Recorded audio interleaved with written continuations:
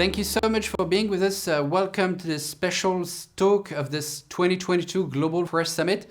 We are very happy to host you and discuss today this nexus of climate and forest with Secretary Kerry.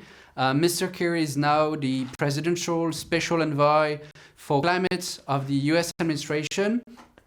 And we will talk about combating deforestation, enhancing restoration, and developing a sustainable forest, and to have the best scientific background to understand those issues. I'm very happy to introduce you to Rod Taylor, Global Director of the Forest Program of the World Resources Institute in Washington, D.C.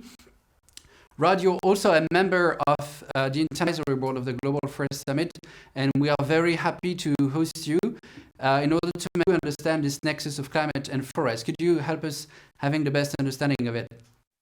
Thank you and welcome everyone. I think the starting point is the fact that humanity can't limit global 1.5 degrees without forests.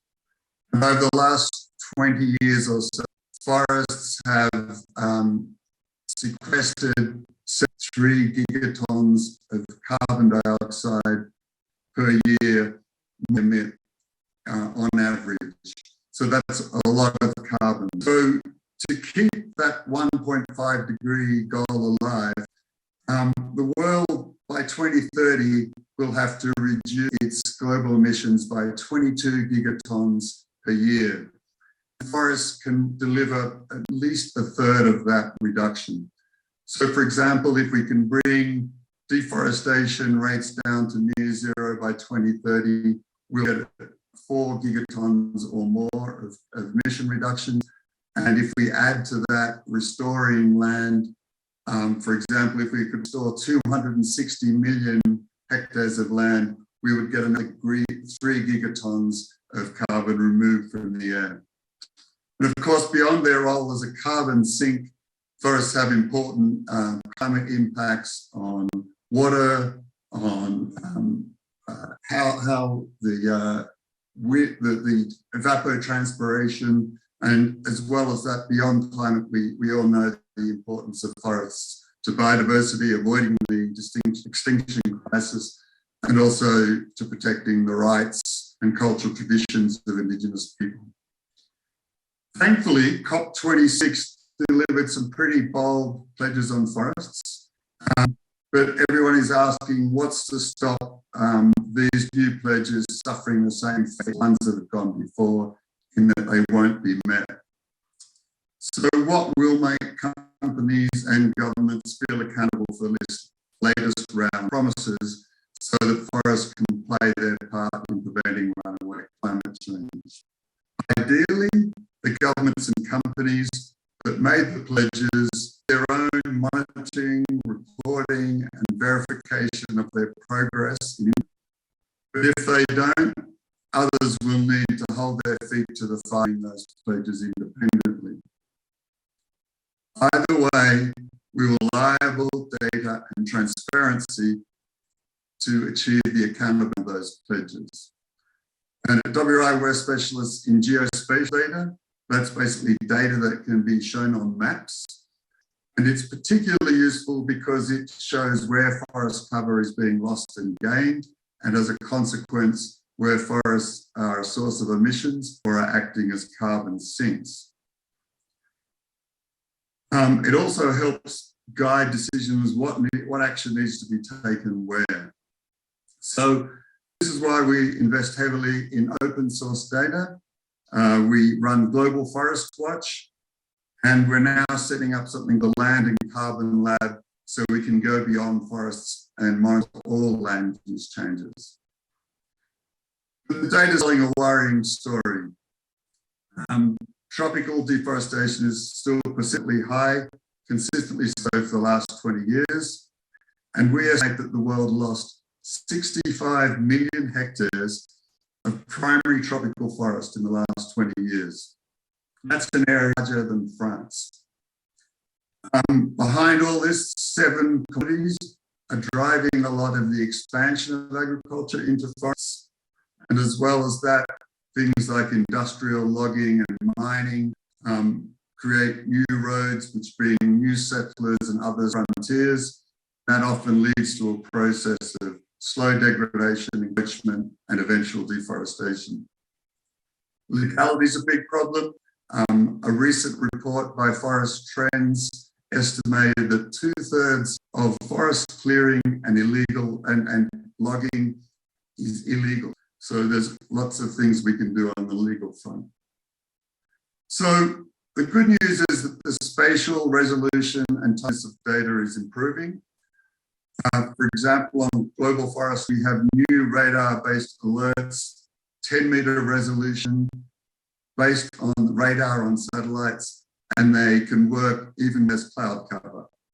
So that is making it possible to kind of see deforestation happening rather than looking at what happened in the past. More and more people are able to respond as deforestation happens and take some action to prevent it.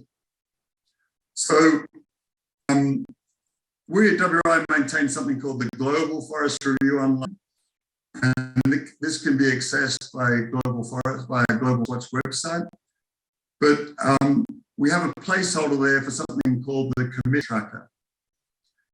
And we're very interested in working with, participating in this conference to figure out how we can collectively track the commitments and report on progress against them. Like the New York Declaration on Forests can play a key role in this. And we want a go-to place where anyone can go and check what's happening on forests. This can combine the monitoring, reporting, and verification that companies and countries do themselves, and it can also do independent monitoring done from the outside where that's available. So to sum up, the prospect of more precise, more timely spatial data can underpin a new era of accountability on forests. And with that accountability, we can achieve the motto of this summit, which is protect faster, restore stronger, and manage better at a global scale. Thank you. Thank you so much, Rod. You've clearly emphasized the need of data in making sure we have science-driven policy decisions, and that's in that realm. And you've clearly outlined the nexus between forest and climate along all avenues we need to discuss now is security, deforestation, restoration of forest, and creating a sustainable. I'm turning to you, Mr. Kerry, and again, thank you so much for being with us today and 2022 Global Forest Summit. It's an honor to host you. It's clearly laid out how important forests are to make sure we achieve the Paris Climate Agreement. Recently at the COP26, the US has signed with 140 other countries the Glasgow Leaders on Forests, and you also have rolled out a US plan to conserve global forest. Could you tell us a bit more on the way you envision the implementation of those plans so we combat deforestation accordingly? Yes, first of all, let me just begin by Stéphane and Thomas, thank you very much for leadership, and thank you for inviting me to be part of this Forest Summit. And I particularly on what Reforest'Action and Open Diplomacy together Institute are doing. This is a very, very important topic. And that finally we had a breakthrough, as you mentioned, in Glasgow. We've never had this kind of very significant commitment regarding the forest. So this is a major step forward. And from my point, since we fought so hard last year to be able to get more countries than ever before to embrace the 1.5 limit in warming, which is critical to our ability to minimize damage. In order to achieve that, forests are absolutely a critical component of any solution. So in the US, our forests store about 14% of the carbon that we emit each year. Unfortunately, in the midst of that, deforestation around the world is increasing. And everybody in the statistics, we tend to measure it in soccer fields, football fields, but we lose one every second in the rainforests of the world. And now I'm told that because of the amount of deforestation that has taken place in the Amazon, it may well be that the Congo Basin is the largest of the rainforests on the planet, and that also obviously has effects.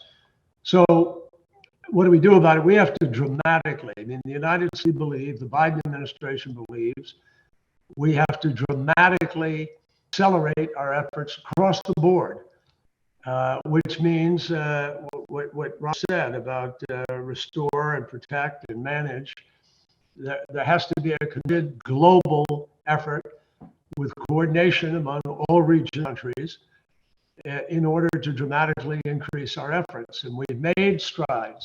We can say, honestly, we have made strides in conserving and restoring, but boy, do we have a real distance to travel now. Biden has set a goal that 30% of our lands and our waters will be conservation by 2030. And we've placed a very major focus on this since COP26. At COP26, as you know, we signed the Glasgow Leaders Declaration on Forests, and we have 141 countries whose leaders, representing over 9% of the world's forests, are committed to end deforestation by 2030.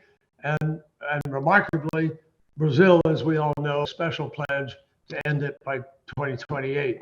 I'm sure a lot of people are sitting saying, well, why don't we end it sooner? Why don't we just end it? And that would be extraordinary. It would obviously be preferable, but certain countries still have to position out of some of the business components, and that's the best that we get out of them, I'm afraid. So we joined the pledge, the Forest Finance Pledge.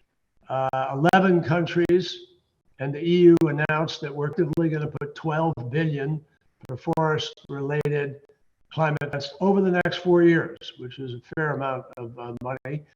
We recognize the indigenous peoples and local community critical role in protecting and managing forests. And a moment ago, the plan, the Conserve Global Forests, first time the entire United States federal government has come together in one effort, all of government effort, to fulfill every tool, to employ every tool that we can, which means financial and policy, regulatory, and working toward deforestation. I personally got on the phone with a group of the largest trading companies. We succeeded in getting them to announce, I think this is actually the most significant step, the brokers, the traders, to work to make sure that they address forest law, knowing where their products are coming from, knowing where their products are going, a complete connection in that supply chain, if you will, so that we have accountability for what is happening. We created the LEAF Coalition, which is authorized $1 billion for forest conservation, which is the lower emission accelerated effort to put more money into this effort. And obviously, one of the face is that some of these forests are worth more in terms of immediate compensation by being cut than by being preserved. We have to change that equation. I think that's doable. So those are the key sort of elements of where we in the U.S. We believe this is a key solution to the problem of climate. It's a nature solution. President Biden is committed to doing that. And finally, I say that we have this, you mentioned the new technology. I can't think of a more important tool. And we need more satellite capacity to be able to work everywhere all the time. No one can escape that kind of scrutiny. And if we citizens being able to tune into a website and able to look at a specific forest, we can have a hue and cry on a global basis that could change the entire dynamic of this effort. And final comment, we did agree. The United States and China reached an agreement. In that agreement, they agreed to deal with a national action plan to deal with coal and reduce coal at an accelerated basis. But they also agreed that they will enforce their laws regarding the transfer of illegal. And as we all know, a significant portion of the logging is sold in Asia in that market. So those are the things we're doing. It's on the burner, on the front burner, in a way that it never has, and I'm excited about that. Thank you so much, Mr. Secretary. It's a very wide-ranging plan of action because of the utmost emergency we are facing in dealing with the climate nexus with forest. And that's why I'm turning to Stéphane to ask on the way Reforest'Action is also its own part of being able to engage with as many stakeholders as possible to make sure it meets by 2030 the UN global goals for forests. Yes, and Mr. Kerry, Thomas, what we expect from is to create the conditions to tackle deforestation. And there are different ways to do this. The first way, is probably the most powerful one, is to reinforce laws against deforestation. It's happening. It's starting in Europe, in the US, as Mr. Kerry told us in a minute ago. But we need to go a lot further because most of the deforestation in the world is due to is imported deforestation. Is due to and the US and other countries importing products that generate deforestation. But we need to do this by taking care of all communities' needs, because deforestation can also be driven for people who need wood, who need land to live.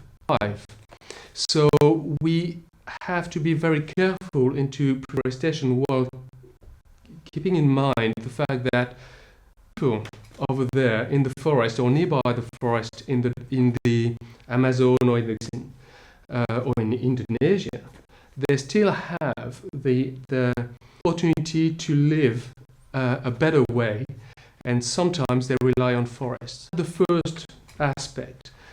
The second aspect is to carefully create markets that will drive money to forest preservation and restoration. We know that there is a carbon market that has which is a huge opportunity actually to drive money to forest preservation and restoration. It has benefits, it has limits, but it's a good opportunity to protect forests. Why not?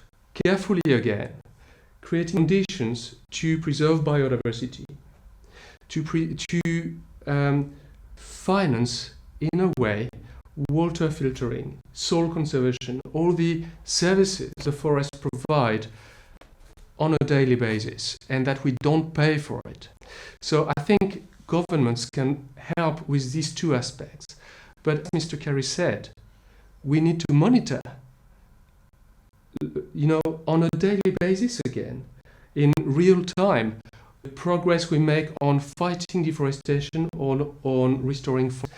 If we don't monitor, it's very challenging to know if we go in the right direction. And again, I think governments have a key role to play here. That's right. Combating deforestation needs data. We have data, frequent and very on the point data, while the pressing issue is asking for emergency action.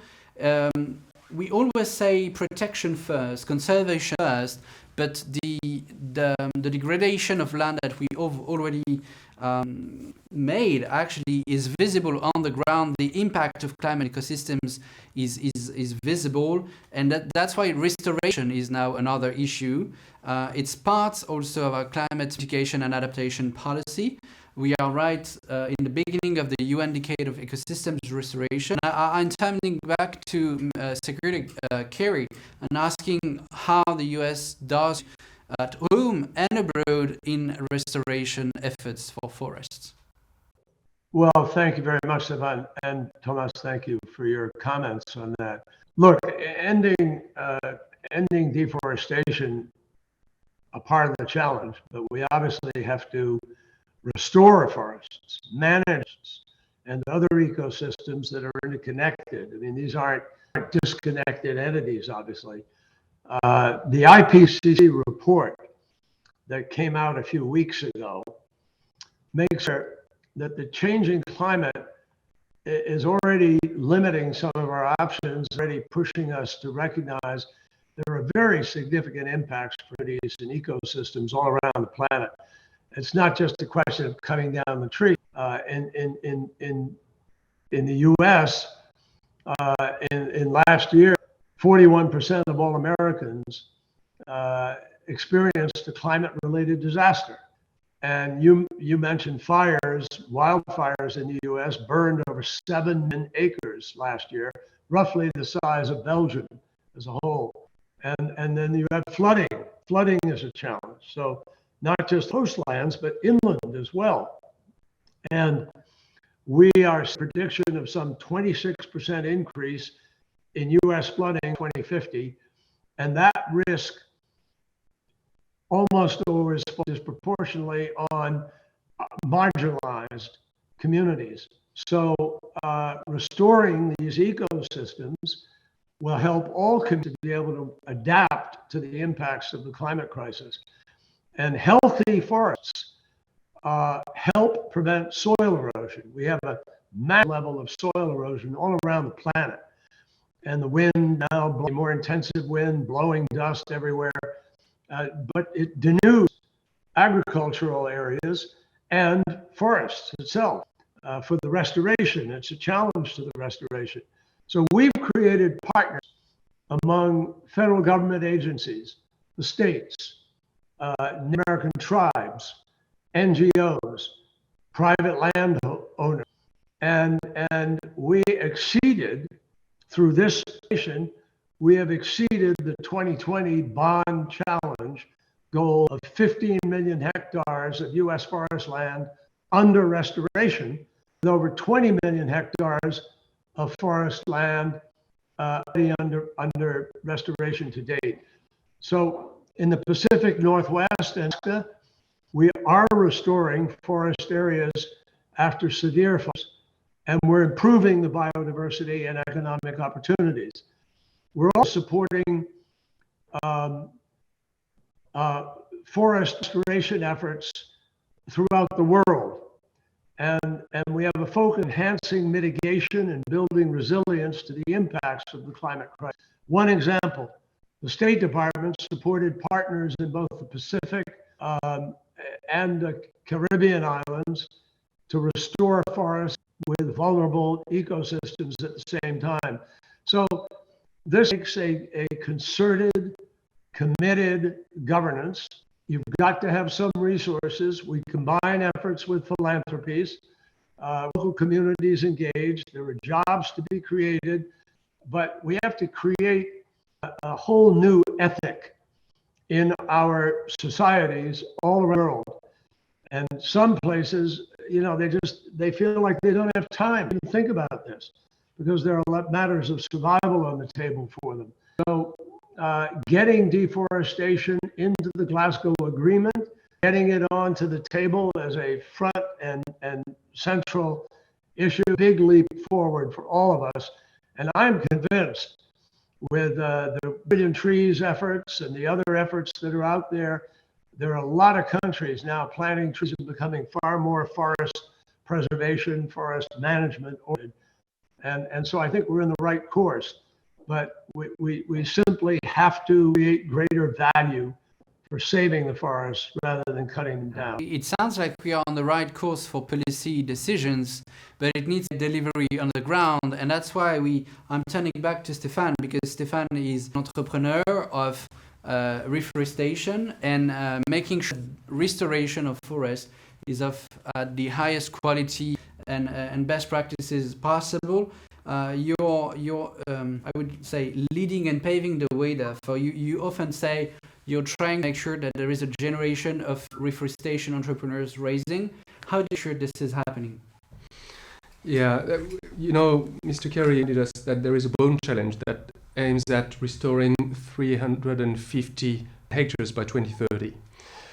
This is a huge number, it's a huge effort, and I believe it can be done only by, or mainly by local people living nearby their forest, living their forest, and having the deep knowledge of what needs done. And so I believe that we need a number of people, a very high number of people who will do land restoration, who will restore forests. I call these people a generation of reforestation entrepreneurs. And at the end of the day, what entrepreneurs are and need to do is to restore land forest while creating sustainable value chains. Because these lands, these forests, need to create value. Otherwise, there will be a risk that the forest will be replaced by crops, for instance, that will generate value. So we are empowering a number of owners who need to create sustainable value chains by restoring lands. And we do that by providing technical expertise on how to implement, how to run reforestation projects. We provide funds to make these projects possible, because when you start a new company, when you are an entrepreneur, you need funds to start with before you get incomes. So we provide these funds to make it happen. And we make sure that there is a global knowledge share. We share best practices from entrepreneurs to entrepreneurs. And one key aspect of this knowledge sharing is to make sure that the entrepreneurs involve the stakeholders they have to deal with, the tribe, the indigenous people, communities, the local NGOs, the local governments. They cannot do that on their own. They cannot do that on their side for their own interest only. They need to involve these people. And because we provide this expertise, because we provide this knowledge, we provide the funds, we also need to monitor what they do and the impact they have.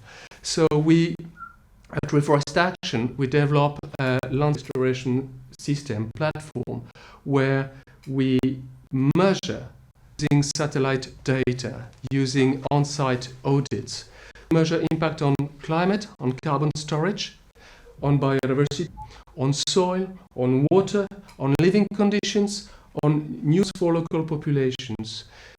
And using this impact measure, we can reassure the funders in the first that they did the right thing by funding these projects. Thank you, Stéphane. The whole point of this Global Forest Summit is precisely to move from the UN level, diplomatic level, to the ground level and community level to delivery of action.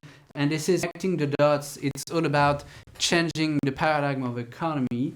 And I'm turning back to Mr. Kerry to talk about the importance of ushering into a new era. Forests, as you've yourself out earlier on, account for 1/3 of our ability to climate disruptions. But to achieve this, in restoring and protecting forests, we need to invest by 2030 from $500 to $600 billion to meet the forest goals. Indeed, it's all about an economy because there are approximately 400 million jobs at stake. So I'm turning to your secretary to know what the US does to make sure we make this paradigm shift. Well, Thomas, obviously, achieving this shift is really adopting simple economy principles. I mean, it comes down to that fundamentally.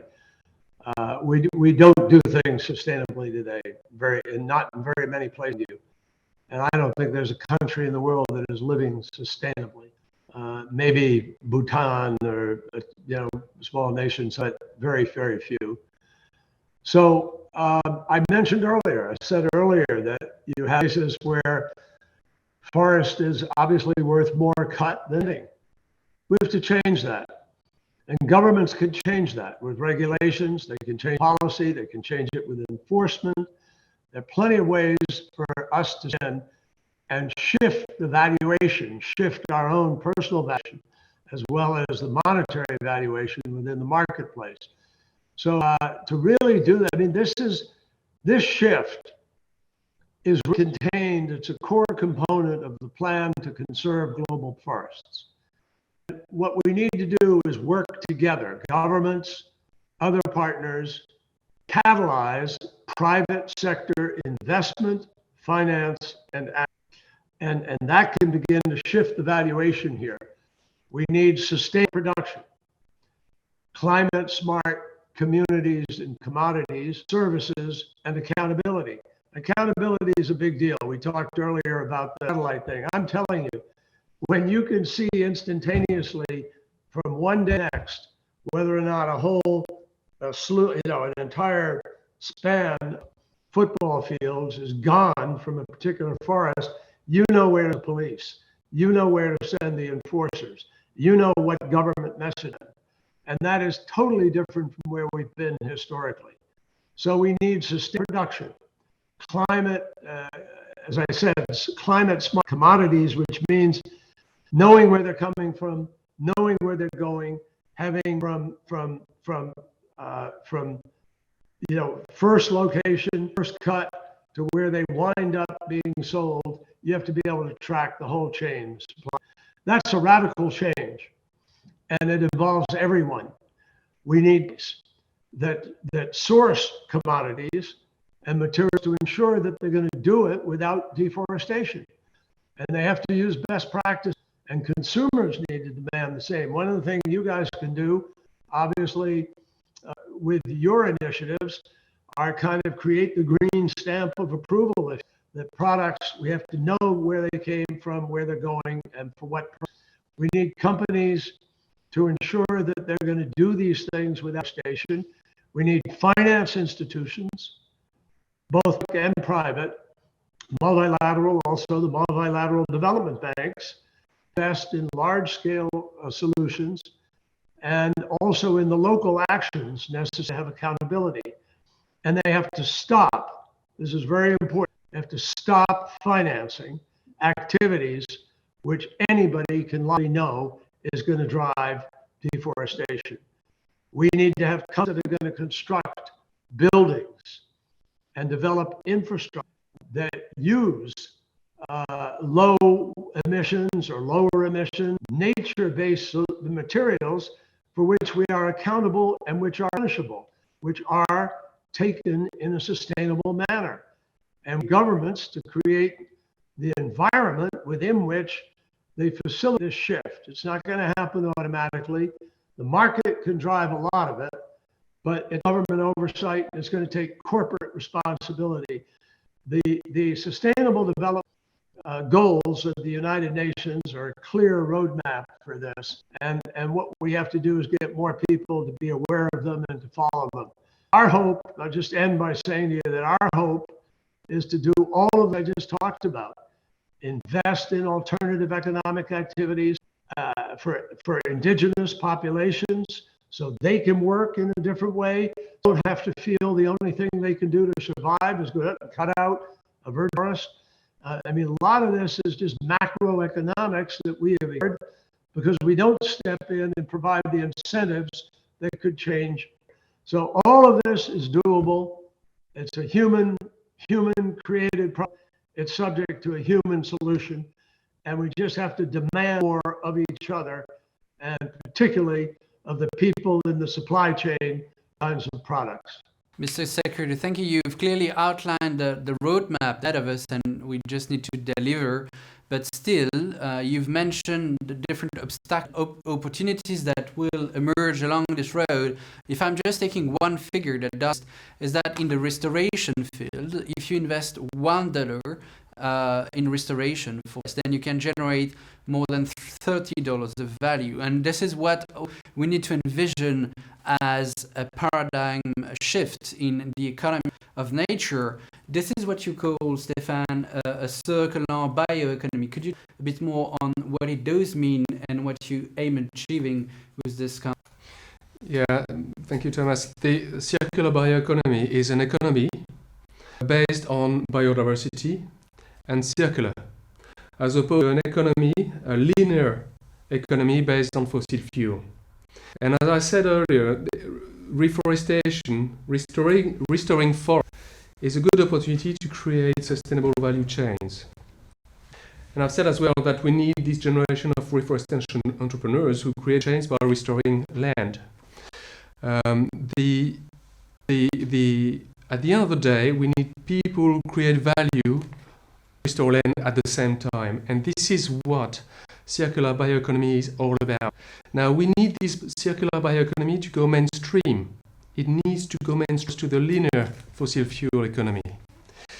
And to make this circular bioeconomy mainstream, we need to connect these sustainable value chains to the market, local markets. And it happens today, it exists today, but also to the global.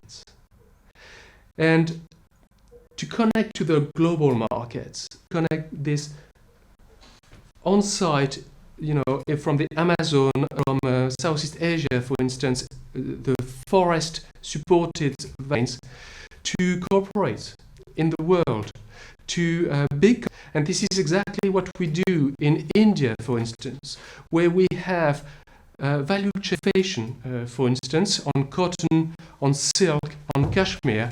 I think, corporate accounts that deal with fashion to sustainable value chains in regenerative landscapes in India. We do that. It exists today. We need to make it mainstream. What we also do is we work on existing value chains from big companies where they degrade, because it's the way we've been doing that for decades now. They degrade biodiversity by having crops, by managing their value chains. So we take existing value chains and ensure that we reinforce biodiversity, we store CO2 in their value chain, and we create, more beautiful landscapes at the end of the day. So this circular bioeconomy can be mainstream. It's a matter of will. And I believe that a number of corporates, a number of governments have very well identified this opportunity, taking that route today. Thank you so much, Stéphane.